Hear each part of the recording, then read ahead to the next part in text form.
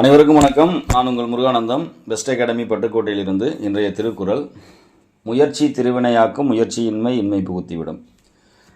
இடைவிடாமல் தொடர்ந்து செய்கின்ற முயற்சி நல்ல முறையான வெற்றியை பெற்றுத்தரும். இடையிடையே தவறவிட்டு சரியாக செய்யப்படாத முயற்சி ஒருபோதும் வெற்றியை தராது என்கிறார் தெய்வப்புலவர். இந்த அற்புதமான திருக்குறளோடு நம்ம இன்னைக்கு வீடியோக்குள்ளே போகலாம். இன்று இந்திய அரசியலமைப்பில் அடிப்படை உரிமைகள் 10ஆம் வகுப்பு பாடத்தில் இருக்கக்கூடிய 10ஆம் வகுப்பு சமூக அறிவியல் புத்தகத்தில் இந்திய அரசியலமைப்பு என்று சொல்லக்கூடிய அந்த பாடத்தில் இருக்கக்கூடிய அடிப்படை உரிமைகள் பற்றி பார்க்கலாம். இப்போ நம்ம கான்ஸ்டியூஷனில் 15 வினாக்கள் மொத்தமாக தேர்விற்கு வர உள்ளது. இதில் அடிப்படை உரிமைகள் பற்றிய வினாக்கள் இல்லாத தேர்வு இருக்கவே இருக்காது. சரிங்களா? அந்தளவுக்கு மிக முக்கியமான ஒரு பகுதி. அதனால் மேக்சிமம் குரூப் 4ஐ பொறுத்தவரை ஸ்கூல் புக்கு மட்டும் போதுமானது. கரண்ட் அஃபேர்ஸ் மட்டும் வெளியில் படிச்சுட்டா போதும். சரிங்களா? ஓகே. இப்போ நம்ம இந்த வீடியோவை நீங்கள் இடைவிடாமல் பார்க்குறதுனால ஏற்கனவே ப்ரிப்பேர் பண்ணியிருந்தீங்கன்னா ஒரு ரிவிஷனாக இருக்கலாம். சரிங்களா? புதுசாக படிச்சிங்கன்னா கொஞ்சம் ஒரு ஐடியாலஜி கிடைக்கும். அதை வச்சு நீங்கள் சொந்தமாக ப்ரிப்பேர் பண்ணிக்கிறதுக்கு யூஸ்ஃபுல்லாக இருக்கும். அப்புறமேல இதில் அதிகபட்சமாக நான் 3 வினாக்கள் வரை எதிர்பார்க்கலாம். இந்திய அரசியலமைப்பு பாடத்தில் அடிப்படை உரிமைகளிலிருந்து 3 வினாக்கள் வரை எதிர்பார்க்கலாம். சரி, இப்போ அடிப்படை உரிமைகள் பற்றி பார்ப்போம். அடிப்படை உரிமைகள் என்பது இந்திய மக்களுக்கு இந்திய அரசியலமைப்பு வழங்கியுள்ள இயற்கையான உரிமைகள். சரிங்களா? இப்போது இந்த அடிப்படை உரிமைகள் அமெரிக்க அரசியலமைப்பில் இருந்து பின்பற்றி எழுதப்பட்டது. இந்த அடிப்படை உரிமைகள் இந்திய அரசியலமைப்பின் பகுதி 3இல் குறிப்பிடப்பட்டுள்ளது. இந்திய அரசியலமைப்பில் பகுதி 3இல் உள்ளது. ஆர்டிக்கிள் 12 முதல் 35 வரை இந்திய அரசியலமைப்பில் அடிப்படை உரிமைகள் பற்றி குறிப்பிடப்பட்டுள்ளது. ஆரம்பத்தில் 7 அடிப்படை உரிமைகள் இருந்தன. தற்போது 6 அடிப்படை உரிமைகள். அதாவது ஆர்டிக்கிள் 31 சொத்துரிமை, அதுவும் அடிப்படை உரிமையாக இருந்தது. 1978 வருஷம் 44வது சட்ட திருத்தத்தின் மூலமாக அது சட்ட உரிமையாக மாற்றப்பட்டுள்ளது. சரிங்களா? விதி 300A கொண்டே வச்சுட்டாங்க. தற்பொழுது அடிப்படை உரிமைகள் 6. இப்போது இந்த அடிப்படை உரிமைகள் மீறப்பட்டால் நீதி பேராணைகள் அப்படின்னு சொல்லுவாங்க. இந்த நீதி பேராணைகளை அடிப்படை உரிமைகள் மீறப்பட்டால் நேரடியாக உயர்நீதிமன்றத்திற்கோ அல்லது உச்சநீதிமன்றத்திற்கோ ஒரு மனிதனால் சென்று வழக்கு தொடுக்க முடியும். அந்த மாதிரியான உச்சநீதிமன்றம் மற்றும் உயர்நீதிமன்றங்கள் கொடுக்கக்கூடிய ஆணைகள் நீதி பேராணைகள் அப்படின்னு சொல்கிறோம். அந்த நீதி பேராணைகள் மொத்தம் 5 இருக்குது. சரிங்களா? அதில் ஒன்று ஆட்கொணர்வு நீதி பேராணை, ஹேபியஸ் கார்பஸ் அப்படின்னு சொல்லுவாங்க. கட்டளையுறுத்தும் நீதி பேராணை மண்டமாஸ், தடையுறுத்தும் நீதி பேராணை ப்ரொஹிபிஷன், ஆவணக்கேட்பு நீதி பேராணை செர்ச்சியோரரி, தகுதி முறை வினவும் நீதி பேராணை குவாரண்டோ அப்படின்னு சொல்லி 5 வகையான நீதி பேராணைகள். இதை வெளியிடக்கூடிய அமைப்பு உச்ச நீதிமன்றம் மற்றும் உயர்நீதிமன்றம். சரிங்களா? இது ரெண்டும் தான் நீதி பேராணைகளை வெளியிட முடியும். முதல்ல இப்போது ஆட்கொணர் நீதி பேராணை அப்படின்னா என்ன? இதில் இதையே கேட்பாங்க. சரிங்களா? நீதி பேராணைகளை எந்த நீதிமன்றங்கள் வெளியிட முடியும் அப்படின்னு கொஸ்டின் கேட்கலாம். அல்லது எத்தனை நீதி பேராணைகளை உச்ச உயர் நீதிமன்றங்கள் பிறப்பிக்கிறது அப்படி சொல்லி கேட்கலாம். இந்த மாதிரி மாற்றி மாற்றி கேட்கலாம். சரிங்களா? அல்லது ஆட்கொணர்வு நீதி பேராணைனா என்ன அப்படின்னு கூட கேட்கலாம். இப்போ நம்ம பார்க்கலாம். அதாவது சட்டத்திற்கு புறம்பான கைது, சட்டத்திற்கு புறம்பாக ஒருவர் கைது செய்யப்படுவதை சரிங்களா தடுப்பது தான் ஆட்கொணர்வு நீதி பேராணை. சரிங்களா? இப்போ உதாரணத்துக்கு கணவரை கைது பண்ணிட்டாங்க, மனைவி ஆட்கொணர் நீதி பேராணை, அதாவது நம்ம ஒரு உயர் நீதிமன்றத்துக்கோ உச்ச நீதிமன்றத்துக்கோ போய் வழக்கு தொடுக்குறாங்க அப்படின்னா அப்போது அவங்க ஹேபியஸ் கார்பஸ், அதாவது ஆட்கொணர்வு, கைது பண்ண நபரை இங்கே கூட்டிகிட்டு வாங்க, நீதிமன்றத்தில் ஆஜர்படுத்துங்கன்னு உத்தரவு போடுவாங்க. சரிங்களா? அதுதான் ஆட்கொணர் நீதி பேராணை. அப்போது சட்டத்திற்கு புறம்பான கைதில் இருந்து ஒருவரை பாதுகாப்பது தான் இந்த ஹேபியஸ் கார்பஸ். அடுத்தது கட்டளையுறுத்தும் நீதி பேராணை மண்டாமாஸ் அப்படின்னு சொல்லுவாங்க. அதாவது ஒரு ஆஃபீஸில் போய் நீங்கள் மனு கொடுக்குறீங்க, முக்கியமான மனு, அந்த மனுவின் மீது எந்த நடவடிக்கையுமே எடுக்கலை அப்படின்னா அப்போவும் நம்ம அடிப்படை உரிமைகள் மீறப்பட்டதாக கருதி நம்ம நீதிமன்றத்துக்கு உச்ச உயர் நீதிமன்றங்களுக்கு போகலாம். அப்படி போகின்ற பொழுது அந்த கட்டளையுறுத்தும் நீதி பேராணையை அந்த நீதிமன்றங்கள் வெளியிடும். அதாவது மண்டமாஸ் அப்படிங்கிற உத்தரவை வெளியிடுது. அந்த உத்தரவின்படி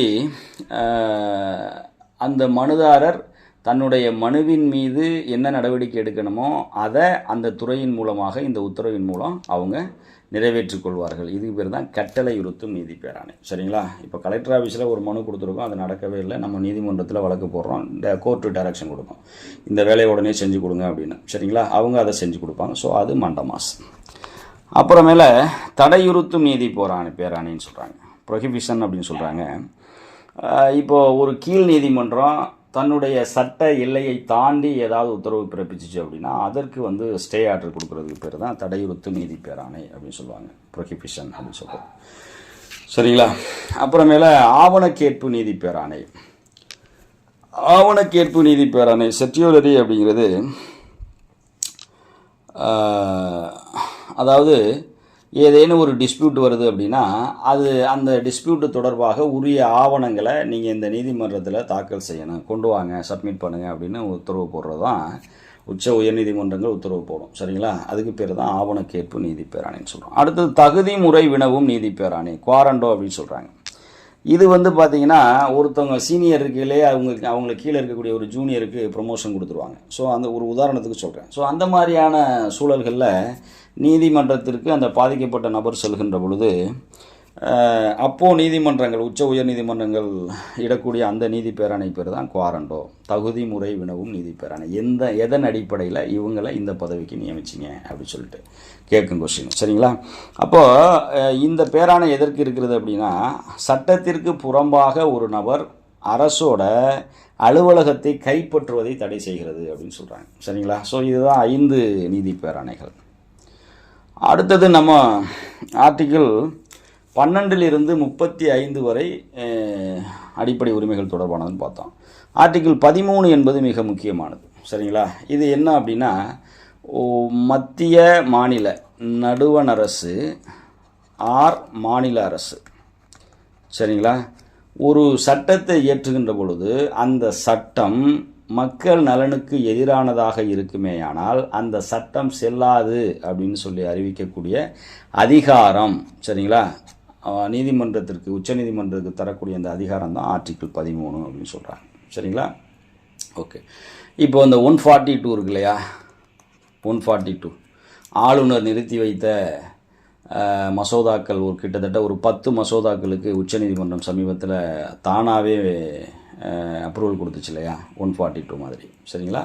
ஸோ அது மாதிரி 3ங்கிறது ஒரு முக்கியம், 13 அப்படிங்கிறது மிக முக்கியமான ஒரு ஆர்டிக்கிள். அடுத்தது இந்த 6 அடிப்படை உரிமைகளையும் நம்ம பார்க்கலாம். இது ஸ்கூல் புக் டேட்டாஸுங்கிறதுனால ரொம்பவே இம்பார்ட்டன்ட், கரெக்டாக கவனிச்சிட்டு வாங்க.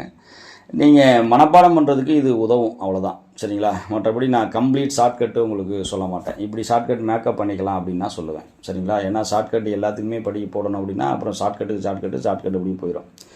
சரிங்களா? ஓகே. இப்போது சமத்துவ உரிமை, அதாவது முதல் உரிமை என்ன அப்படின்னா சமத்துவ உரிமை. சமத்துவ உரிமை சட்டத்திற்கு முன் அனைவரும் சமம்.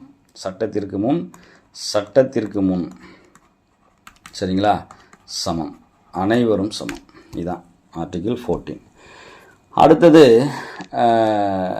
மதம், இனம், ஜாதி, பாலினம் மற்றும் பிறப்பிடம் இவற்றின் அடிப்படையில் வேறுபாடு காட்டக்கூடாது. சரிங்களா? மதம், ஓகேவா, அப்புறமேல இனம், ஜாதி, பாலினம், பிறப்பிடம் போன்றவற்றால் வேறுபாடு காட்டக்கூடாது. சரிங்களா? அடுத்து விதி 16 வேலைவாய்ப்புகள், அதாவது பொது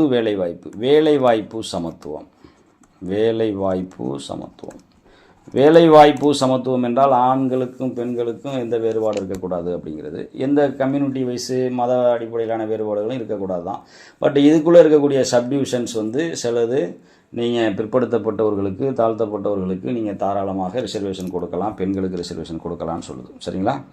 ஓகே. அடுத்தது விதி 17 தீண்டாமையை ஒழித்தல். அன்டச்சபிலிட்டி, தீண்டாமை ஒழிப்பு. சரிங்களா? விதி 18 பட்டங்கள் ஒழிப்பு. ஏற்கனவே நீங்கள் இதெல்லாம் படித்து வச்சுருப்பீங்க, எல்லாமே ஃபிங்கர் டிப்பில் உங்களுக்கு இருக்கும். சரிங்களா? இதிலேருந்து கிட்டத்தட்ட அதாவது மினிமோர் டைம்ஸ் கொஸ்டின் கேட்டாங்க.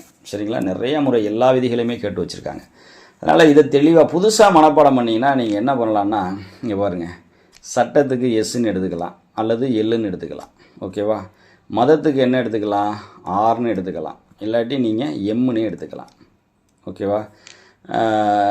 வேலை வாய்ப்புனா எம்ப்ளாய்மெண்ட் ஈன்னு எடுத்துக்கலாமா? ஃபஸ்ட் லெட்டர்ஸ் தீண்டாமைனா டீன்னு எடுத்துக்கலாம். சரிங்களா? இதுலையும் நீங்கள் டீன்னு எடுத்துக்கலாம். பட்டங்கள் அப்படின்னா நீங்கள் என்ன எடுத்துக்கலாம்? அதாவது டிகிரின்னு எடுத்துக்கலாம், அல்லது நீங்கள் என்ன எடுத்துக்கலாம்? பி அப்படின்னு எடுத்துக்கலாம். இப்போது இதை பாருங்கள், எஸ்ஆர்இடிபி. சரிங்களா? என்னது இதை படித்தோம்னா எஸ்ஆர்இடிபி, இதை படித்தோம்னா எல்எம்இடிபி. உங்களுக்கு எது பிடிக்குதோ எஸ்ஆர்இடிபி அப்படின்னு சொல்லலாம். எஸ்ஆர்இடிபினா என்ன மீனிங்? என்ன? எஸ் மீன்ஸு சட்டத்திற்கு முன் அனைவரும் சமம். சரிங்களா? ஆர் மீன்ஸு ரிலிஜியன்ஸ், அதாவது மதம், இனம், ஜாதி தொடர்பாக வேறுபாடு காட்டக்கூடாது. ஈனா என்ன? வேலைவாய்ப்பு, எம்ப்ளாய்மெண்ட், வேலைவாய்ப்பு, சமத்துவம். டீனா என்ன? தீண்டாமை ஒழிப்பு. சரிங்களா? பீனா என்ன? பட்டங்கள் ஒழிப்பு. எஸ்ஆர்இடிபி. நீங்கள் நியூவாக ஃப்ரெஷ்ஷாக ப்ரிப்பேர் பண்ணுறது மாதிரி இருந்தால் உங்களுக்கு நிற்கலை சார் மனப்பாடம் பண்ணுறதுக்கு அப்படின்னு இருந்தால் அந்த பட்சத்தில் மட்டும் நீங்கள் இது மாதிரி ஃபஸ்ட் லெட்டரை பண்ணி வச்சுக்கோங்க. சரிங்களா? இதில் ஆர்டிகிள்ஸ் வரிசையாக இருக்கிறதுனால நம்ம என்ன பண்ண முடியாது, இதை இந்த 4-5 லெட்டர்ஸையும் அதை மிங்கிள் பண்ணி ஒரு நேமாக கூட உருவாக்க முடியாது. ஏன்னா வரிசையாக தான் வரணும். இது 14, 15, 16, 17, 18 அப்படி தான் வரணும். சரிங்களா? ஓகே. அடுத்தது சுதந்திர உரிமை. சுதந்திர உரிமையில் ஆர்டிக்கிள் 19. அதாவது இந்த 19ல் ABCDEF வரையும் இருக்குது. சரிங்களா? இது என்னென்ன சொல்லுது அப்படின்னா, பேச்சுரிமை, சரிங்களா, கருத்துரிமை, அமைதியான முறையில் கூட்டம் கூடுவதற்கு உரிமை, சங்கங்கள் அமைக்க உரிமை, இந்திய நாட்டிற்குள் விரும்பிய இடத்திற்கு செல்லக்கூடிய உரிமை, மேலும் விரும்பிய தொழிலை செய்யக்கூடிய உரிமை. இது எல்லாமே சரிங்களா? இது 6 அடிப்படை உரிமைகள் அப்படின்னு சொல்லுவாங்க. சரிங்களா? அதாவது பேச்சு, கருத்து, இந்த மாதிரி. சரிங்களா? அப்படியே போயிட்டே இருக்கு. அடுத்தது பாருங்கள், விதி 20. விதி 20 என்னென்னா, குற்றம் சாட்டப்பட்ட நபருக்கான உரிமை அப்படின்னு சொல்லுவாங்க. குற்றம் சாட்டப்பட்ட நபருக்கான உரிமை, குற்றம் சாட்டப்பட்ட நபரின் உரிமை, சாட்டப்பட்ட நபரின் உரிமை, குற்றம் சாட்டப்பட்ட ஒரு நபருக்கான உரிமை. சரிங்களா? அவர் தண்டனையிலிருந்து பாதுகாப்பு பெறுவதற்கு உரிமை பெற்றுள்ளார். சரிங்களா? அதுதான் ஆர்டிகிள் 20 சொல்லுது. ஆர்டிகிள் 21 உயிர் வாழும் உரிமை. உயிர் வாழும் உரிமை. நம்ம ஆர்டிகிள் இப்போ உங்களுக்கு 352 இது நேஷ்னல் எமர்ஜென்சி அமலில் இருந்துச்சுன்னு வச்சுக்கோங்களேன். அப்போது குடியரசுத் தலைவர் ஒரு உத்தரவின் மூலமாக இந்த அடிப்படை உரிமைகள் எல்லாம் நீக்கிக்கலாம். ஆனால் எல்லா அடிப்படை உரிமைகளும் ரத்தாயிரும். ஆனால் இந்த 21 மட்டும் ரத்தாகாது. சரிங்களா? ஏன்னா அது உயிர் வாழும் உரிமைன்னு சொல்கிறேன். குடியரசுத் தலைவரால் கூட யாராலையுமே ரத்து செய்ய முடியாத ஒரு அடிப்படை உரிமை இது ஆர்டிகிள் 21. சரிங்களா? சில பேர் ஆர்டிகிள் 20ஐயும் சேர்த்து சொல்லுவாங்க. ஸோ 21. ஓகே. அடுத்தது 21A. இது சட்ட திருத்தத்தின் மூலமாக சேர்த்திருக்கிறார்கள். இது தொடக்க கல்வி பெறும் உரிமை. தொடக்க கல்வி பெறும் உரிமை. தொடக்க கல்வி பெறும் உரிமை.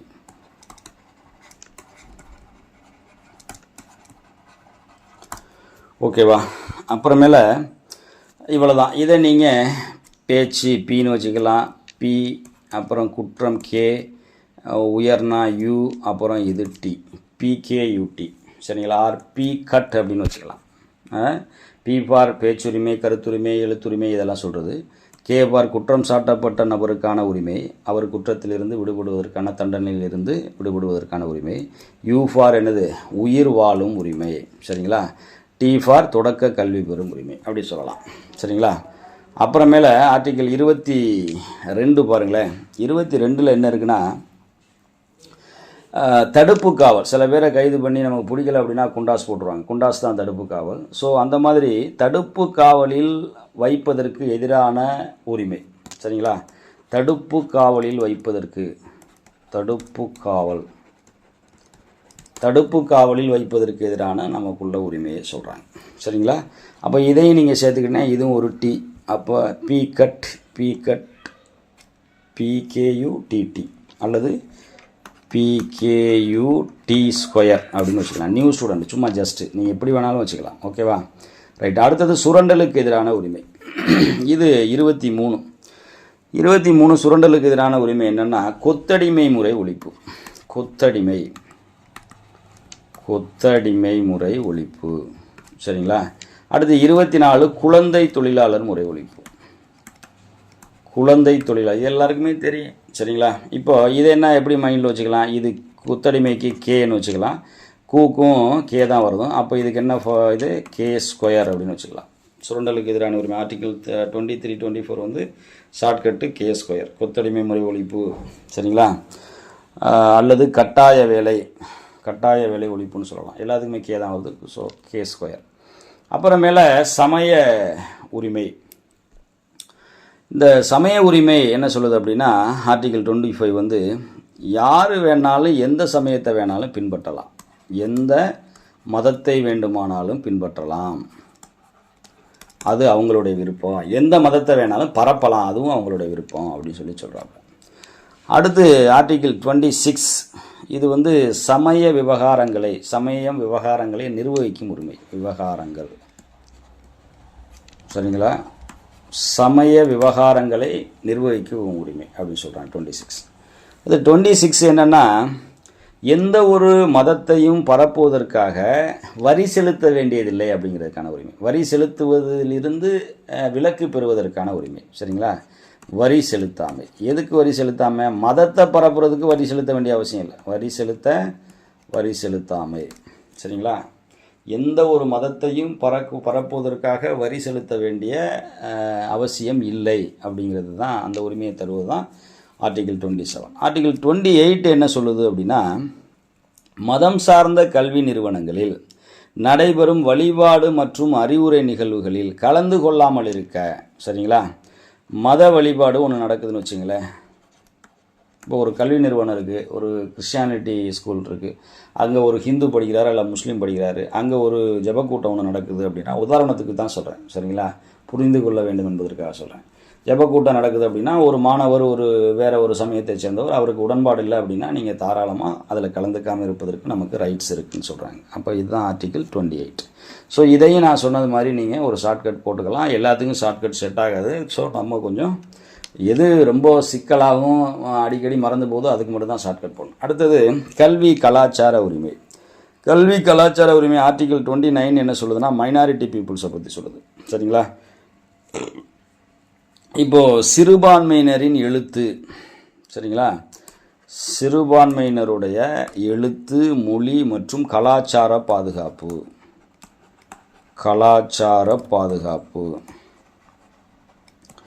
இதுதான் ஆர்டிகிள் 29. சரிங்களா?